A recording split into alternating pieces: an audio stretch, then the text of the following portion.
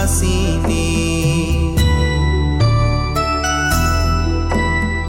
ලෝතුරු ගුණ සිහි කොට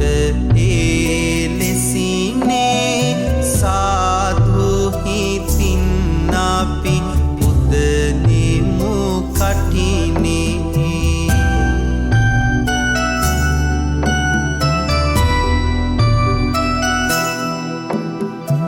දෙවිවරු වැඩහිඳ ඉති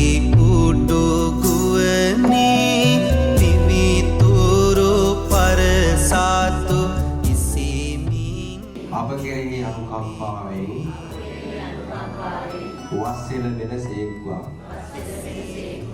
ගෞරවනීය ස්වාමීන් වහන්සේ